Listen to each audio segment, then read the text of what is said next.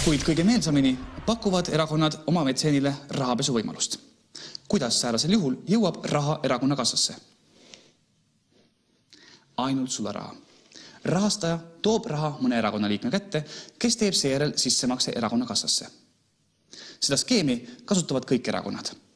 Seetõttu on süsteem muudetud ka võimalikult lihtsaks. Veel mõned aastad tagasi kehtis seadus, mis nägi ette, et sularahas tulevaid annetusi ei tohi erakond vastu võtta, kui summa ületab 1000 krooni piiri. Seetõttu polnud harvad juhused, kus keegi inimene käis iga päev uuesti erakonna lugi juures näpus 999 krooni. Ebapraktiline ja segane. Seadus kaotati ning nüüd on palju lihtsam anda korraga 100 000 krooni näiteks mõnele töötule, kes selle siis erakonna kassasse viib. Nagu juhtus Keskerakonnas 2005. aastal mitmel korral. Rahapesusüsteem on hästi toimiv, tõhus ja mis peamine, salajane.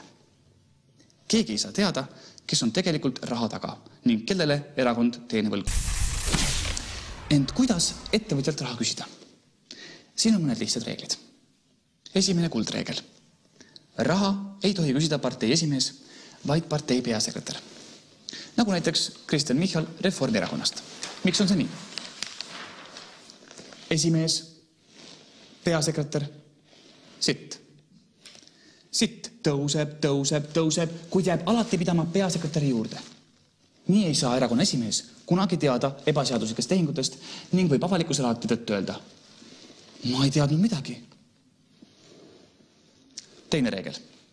Ärge võtke raha niisama, vaid lubage midagi vastu. Kõige levinum on niinimetatud telefoniõigus.